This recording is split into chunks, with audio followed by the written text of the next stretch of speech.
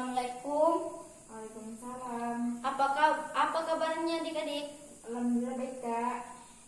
Sebelum kita memulai pelajaran, marilah kita membaca doa dulu. Berdoa dimulai.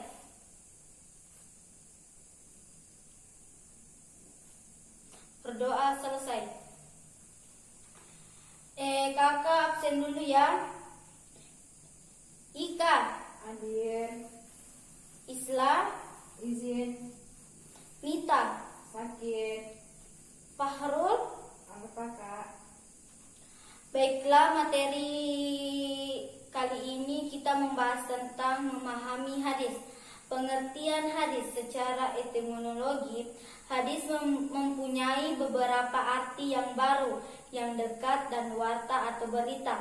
Sedangkan hadis secara terminologi adalah segala ucapan Nabi Muhammad SAW, segala perbuatan serta keadaan atau perilaku beliau.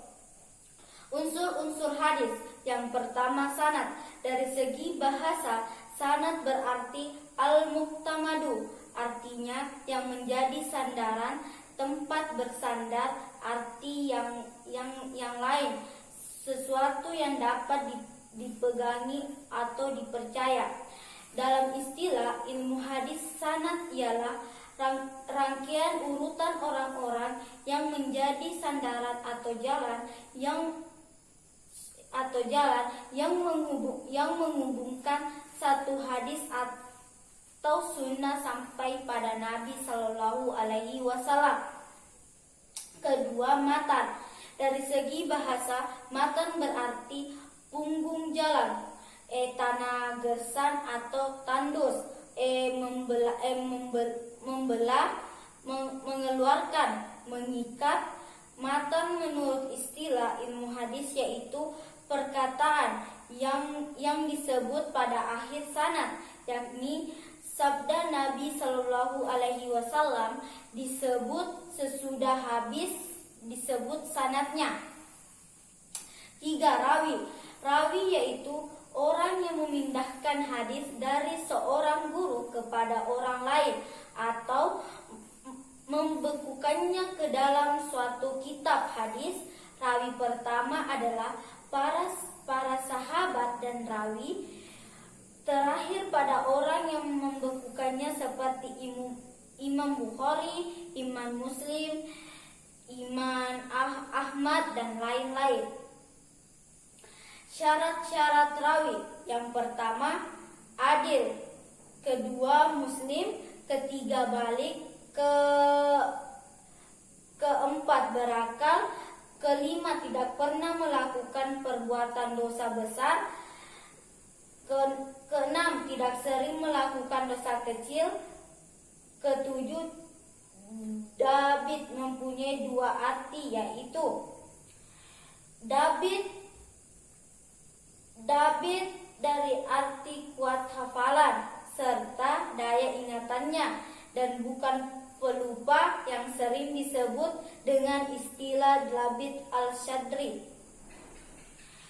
David dalam arti dapat memelihara kitab hadis dari gurunya sebaik-baiknya, sehingga tidak mungkin ada perubahan yang disebut dengan David al-Kitab. Berikut ini adalah daftar para sahabat yang memiliki banyak periwayakan hadis. Yang pertama, Abu Hurairah meriwayatkan 5.374 hadis.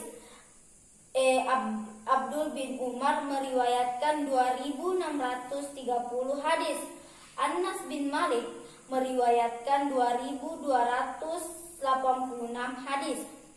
Aisyah Ummul Mukminin meriwayatkan 2.210 hadis. Abdul bin Abbas meriwayatkan 1.660 hadis. Jabir bin Abdullah meriwayatkan 1.540 hadis. Abu Sa'id Al-Khudri meriwayatkan 1.170 hadis. Memahami pengertian rijal hadis. para rawi hadis itu disebut rijalul hadis.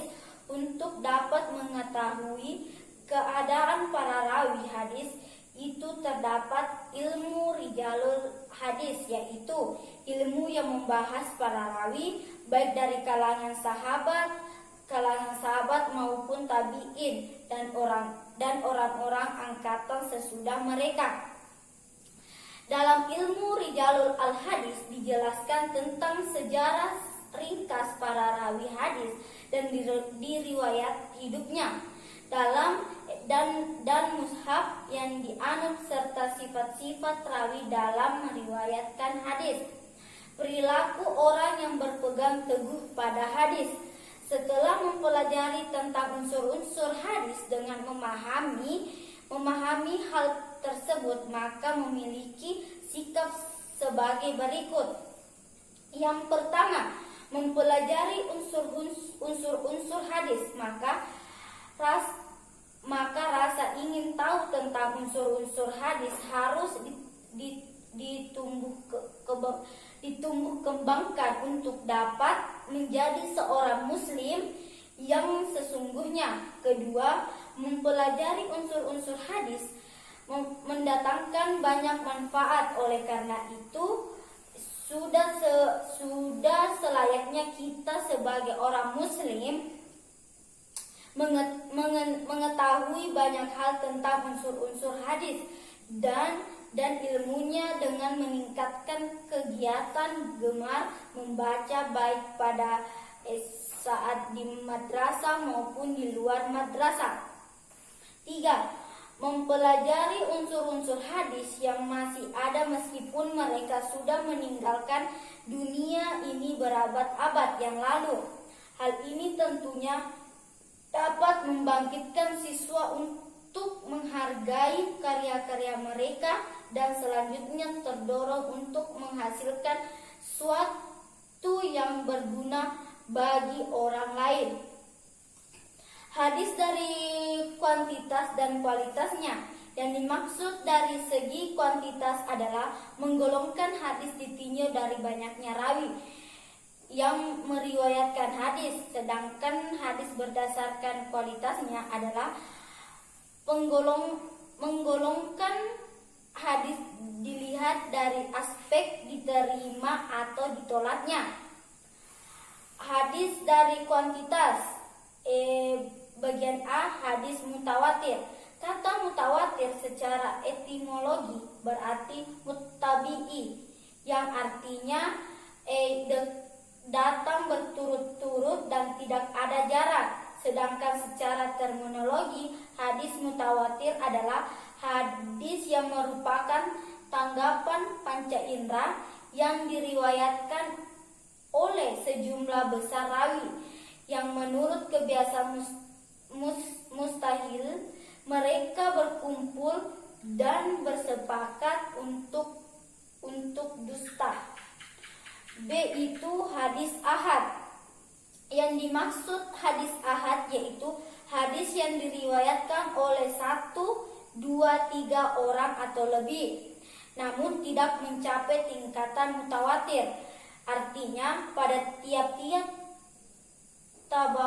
tabaqah tingkatan jumlah rawi hadis ahad bisa hanya diterima dari satu rawi, 2 atau 3 rawi saja, dan tidak mencapai derajat mutawatir. Dan kalangan para ulama ahli hadis terjadi perbedaan pendapat mengenai kedudukan hadis ahad untuk digunakan sebagai landasan hukum. Sebagai ulama ahli hadis, sebagai ulama al-hadis meyakinkan bahwa hadis ahad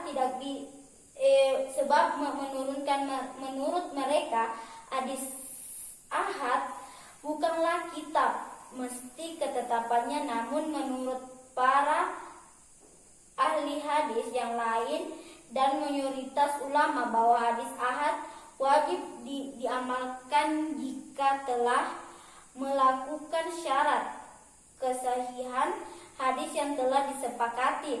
Hadis ahad dibagi menjadi 3 macam, yaitu yang pertama hadis mansyur. Hadis mansyur adalah hadis yang diriwayatkan dari Nabi Shallallahu Alaihi Wasallam oleh beberapa orang sahabat, namun tidak mencapai tingkat mutawatir, bisa jadi pada tabaqat tingkat tabi'in atau setelahnya. Hadis diriwayatkan secara mutawatir, tetapi ini tidak terjadi pada setiap tabaqah dari segi tingkatannya. Hadis mansyur adalah termasuk paling tinggi, sebab perawi hadis mansyur ini yang paling dekat untuk mencapai derajat mutawatir. Hanya saja ada pada salah satu tingkatan rawinya tidak mencapai derajat mutawatir. Kedua, hadis asis. Hadis asis yaitu hadis yang pada salah satu atau setiap habaqah tingkatan riwayahnya hanya dicapai 2 rawi saja. Suatu hadis yang dikategorikan sebagai hadis asis yaitu pada tiap-tiap tabaqah tingkatan hanya terdapat 2 rawi saja.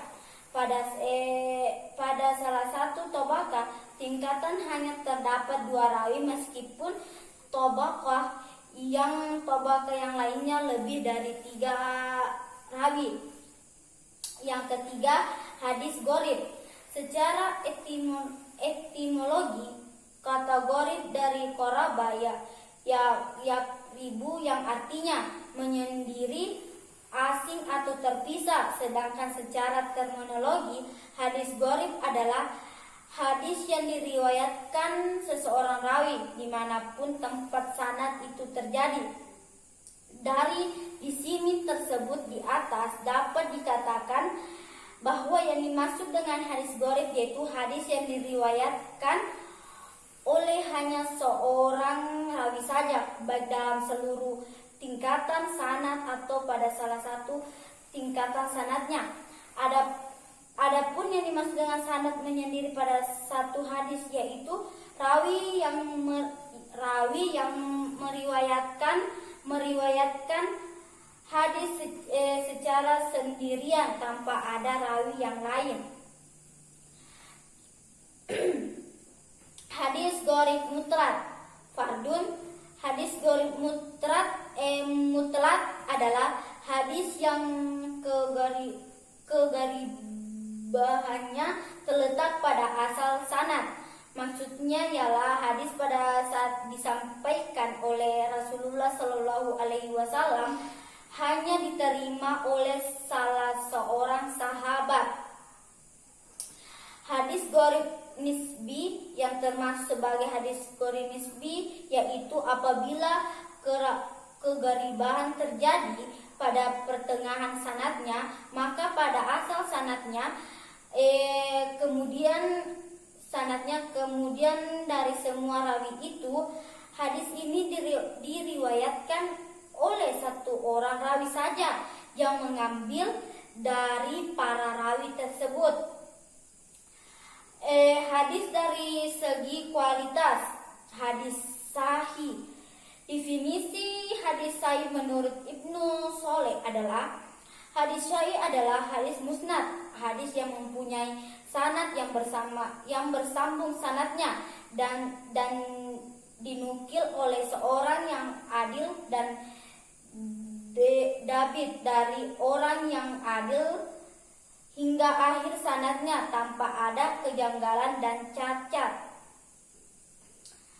Dari definisi tersebut di atas dapat dikatakan bahwa yang dimaksud dengan hadis sahih yaitu hadis yang sanadnya bersambung, tidak putus, dan para rawi yang meriwayatkan hadis tersebut adalah adil dan dabit, serta dalam matan hadis tersebut tidak ada kejanggalan, syek dan cacat ilahi.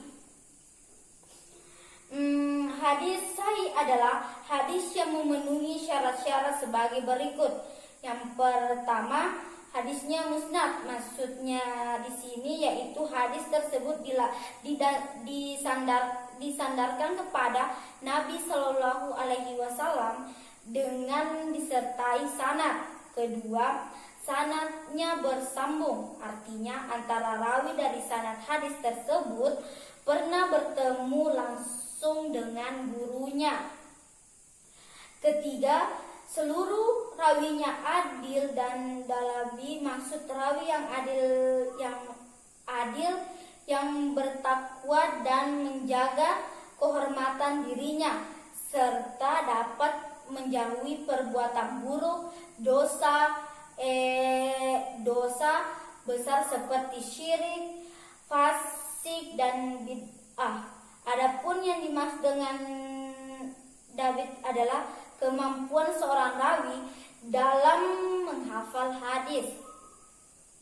Keempat, tidak ada syait, artinya hadis tersebut tidak bertentangan dengan hadis dari rawi lain yang lebih kuat dalilnya darinya.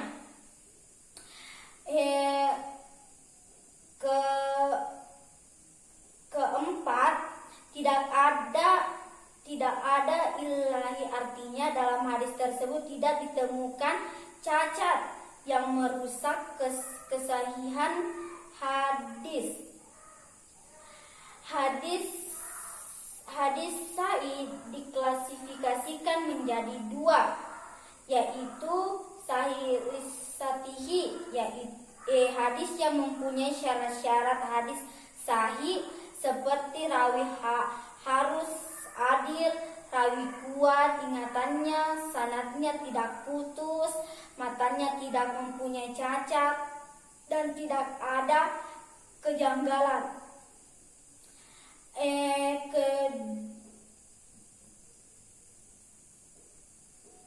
Kedua, sahih lil ghairihi, artinya yang sahih karena yang lainnya, yakni menjadi sahih karena dikuatkan oleh sanad atau keterangan lain. Hadis hasan. Kata hasan berasal dari kata al-husnu yang berarti al-jamalu, yang artinya kecantikan dan keindahan.